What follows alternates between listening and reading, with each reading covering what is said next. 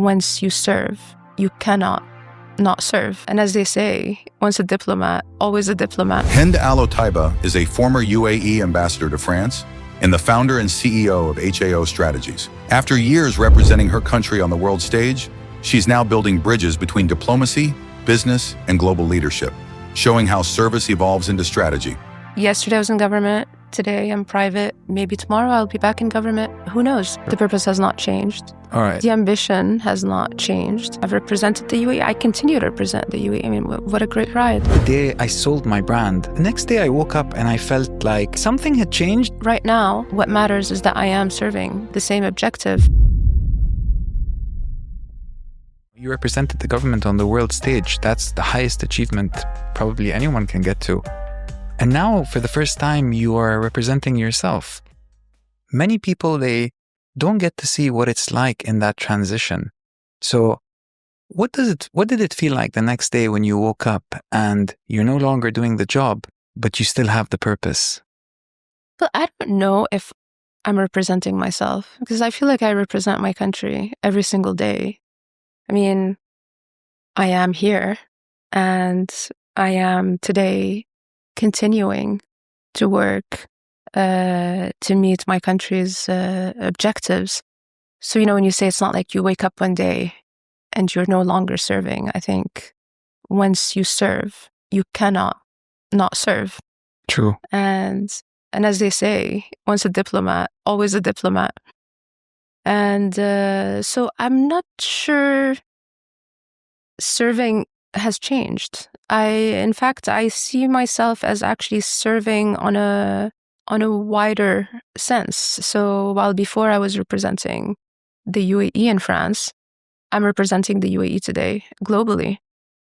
But So with a focus on the business side. So at the moment, obviously as I interact with different partners and different investors, they come from different parts of the world. And so I still feel that there are quite a lot of similarities, except that perhaps I operate more independently at the moment. So you see it more like a natural evolution, and you say instead of doing one country, you're basically now open to all countries being independent. And that way you can work with many different countries and you're still serving. And Absolutely. I mean, as I said, before I was positioning the UAE and France, and today I'm positioning the UAE on the global stage. When I had a startup, we started with one healthy food branch in Dubai, and then we scaled to different countries, ended up at 6 countries with 27 of them. And I remember the day I sold my brand. The next day I woke up and I felt like, my friends used to call me Mahmoud under 500, which was the name of the brand. And then I woke up the next day. I felt almost that, something had changed, even though I had the purpose. But that was something I had to work with. It took me some time to realize that it was me. It wasn't the job that defined me. And that was how I felt at the moment. Well, how long did it take you to adjust to the new reality or the new endeavor that you took on? I think it takes it probably takes mental time more than physical time. So it's more about how long it took me to realize that I'm not that person. But probably 6 months. I'd say in my case, it wasn't like I woke up one day and my phone stopped ringing, because I had taken a sabbatical for a while, and it was summertime. Everybody was on holidays, so I guess that was a good transition. What has changed is not seeing the same people, of course, not seeing the same colleagues, etc. Not following, certain guidelines that are given to you when you're part of an institution that you have to follow, and also your routine, right? So when you have a startup, obviously you need to figure out how to operate as a startup. But I think it's beautiful. I've always been someone that is adaptable, right, Mahmoud? So I've lived in different countries, moved back. I've tried different things. My roles as well, previously in my career, have all been quite different. And so it's just, I suppose, I didn't have any concerns with regards to that. It is different, however, and I think once you are responsible for your own company, it's a whole other game, right? And you need to follow a certain discipline, right? Create your own schedule, but it is fun as well. As I said, I mean, I've represented the UAE. I continue to represent the UAE. I mean, what a great ride. Where do you think your sense of purpose comes from? Does it come from, would you say it's inherited or experience? I'd say DNA, absolutely. And there is a certain component of nurture because, you're raised a certain way. But I think I would lean more towards it's part of nature, no?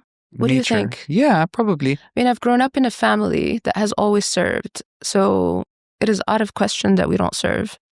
And so I don't know if it's a certain programming.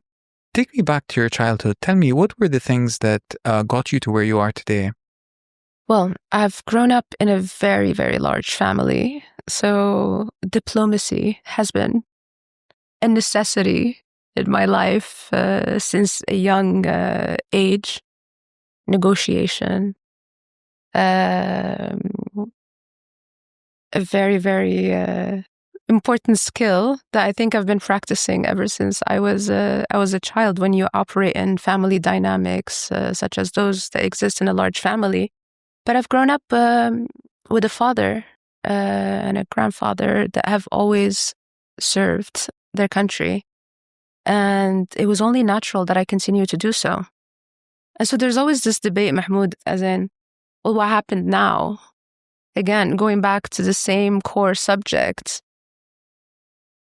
What happened? How do you move from government to private?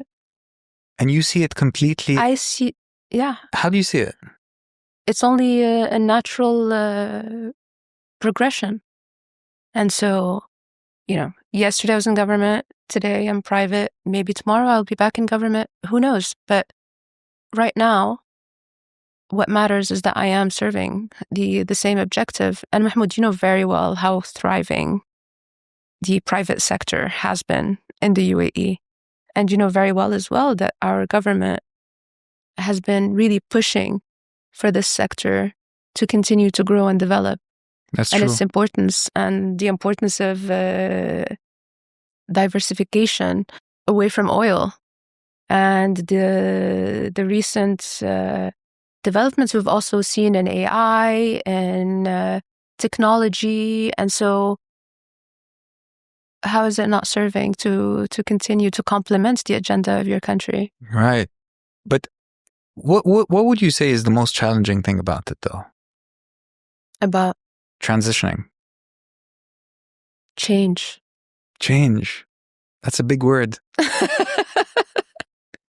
It's a new era. So change is a challenge, absolutely. But I think it's a beautiful challenge because it breaks away from routine.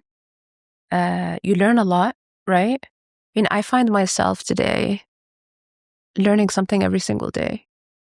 That's really, so powerful, you start from scratch. Yeah. You start from scratch, and it's sort of like you have this mold and you're molding it. That's the so way you interesting. see every day, you can change that mold, right? Especially when you're starting again. Diplomacy teaches you to have everything under precision. Every word carries its weight. And then when you leave to the private sector, you also want to continue with that grace.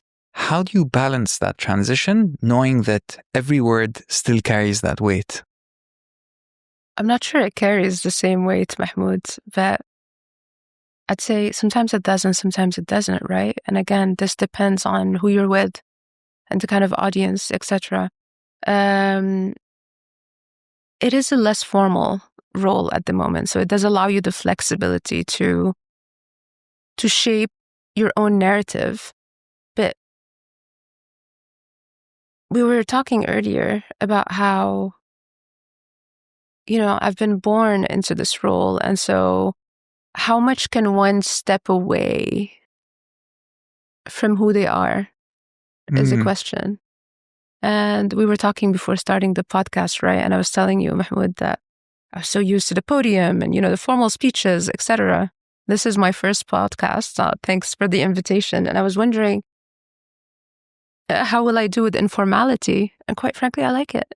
So your awareness shows maturity. I can tell that you're, but how would you manage that shift in tone? How do you do it? Or when did you realize that you needed to shift your tone? I'm not sure I shifted my tone completely though, right? It's very difficult to shift who you are and who you've been accustomed to being for many years. I'd say, as always, you adapt to the audience that you're surrounded with. So again, it depends. Are you talking to a chairman or CEO, a senior person, an older person, a government official, or are you talking to a younger, perhaps more casual in behavior kind of person? So it goes back to adaptability, and that's something I think that we've always had to adapt, right?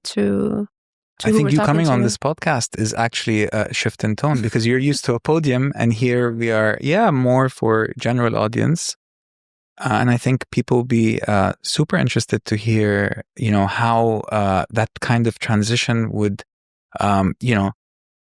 how you'd hold your composure under different environments. I think that's super important. You make this reinvention, it sounds so easy. Is there something to it that's someone else would see behind the scenes? There's a lot of people watching this in government jobs who think, I want to leave one day and do my own private thing. What is that? Mahmoud, I never thought I'd be going private, yeah? Never? Never, ever.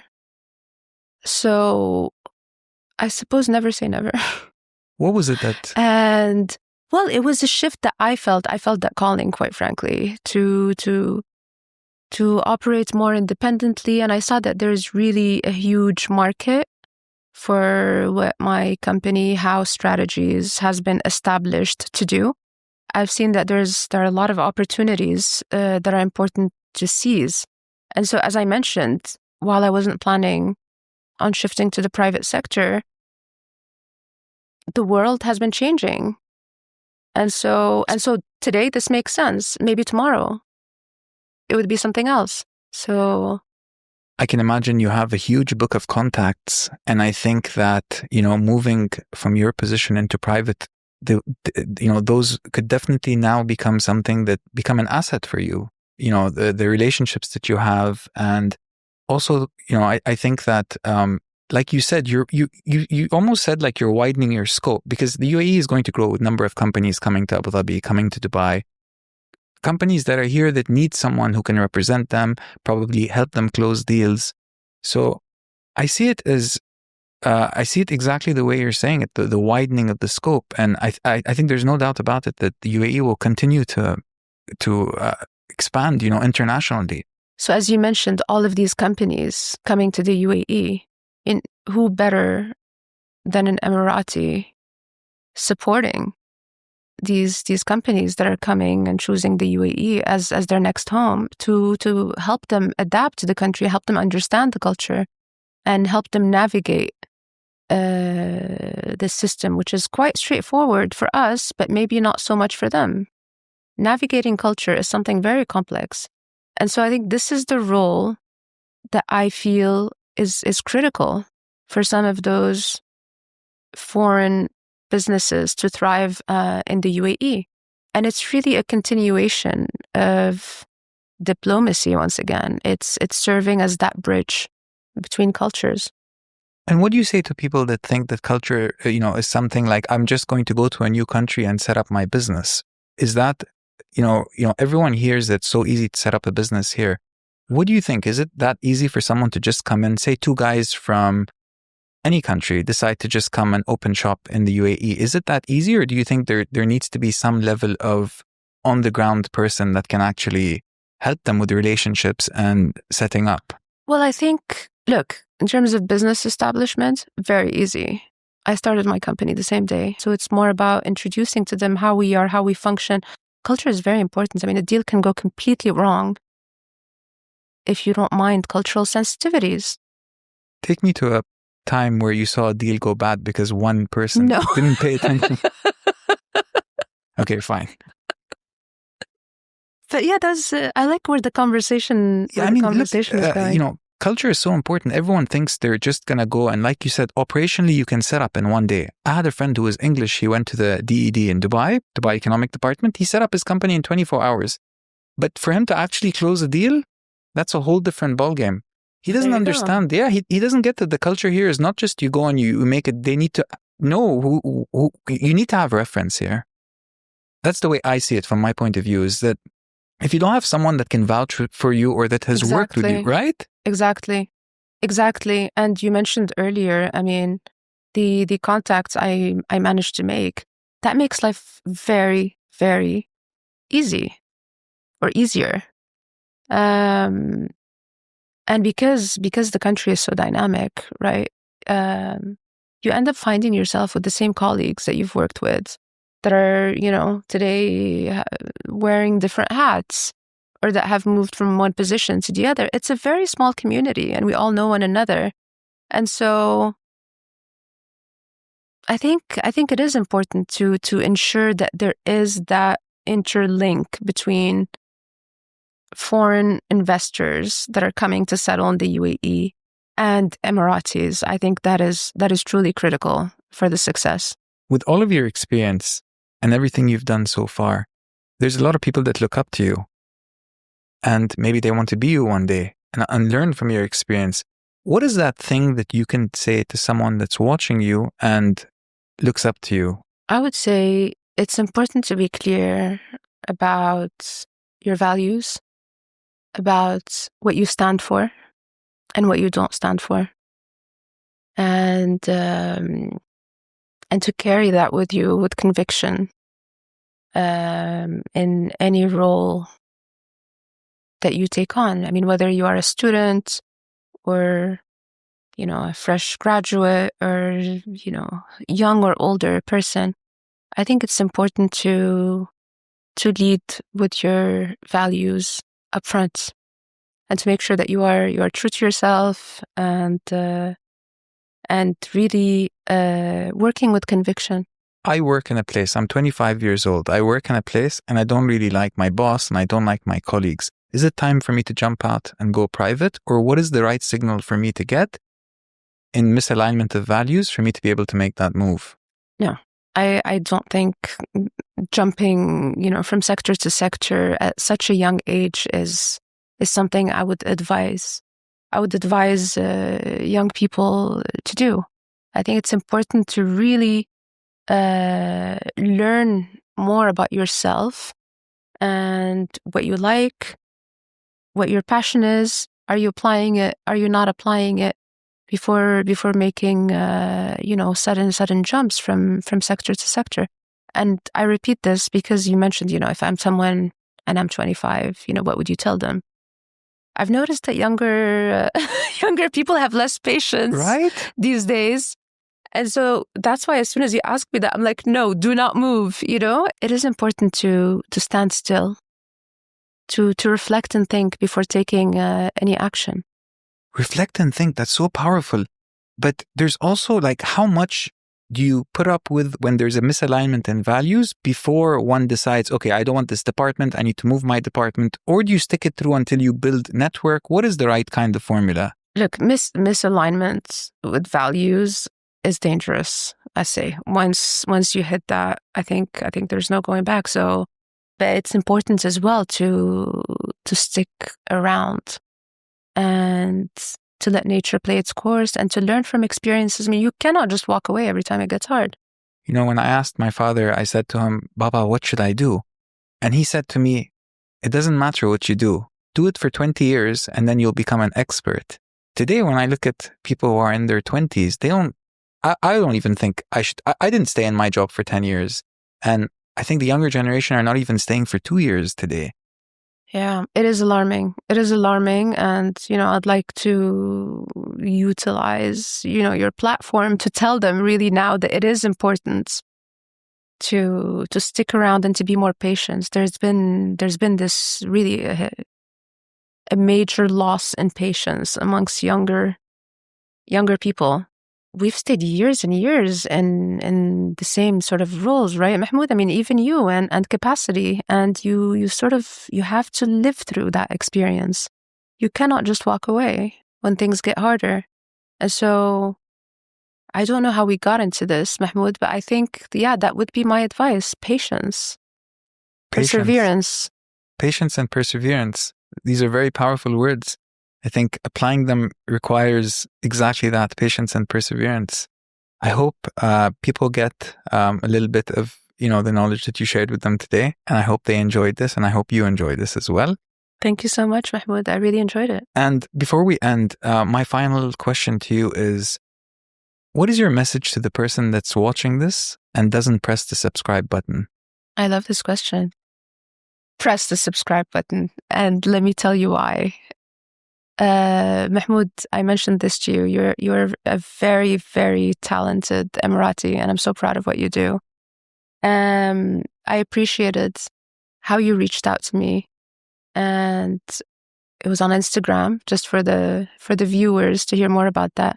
But you really sparked my interest because you came with really interesting subjects.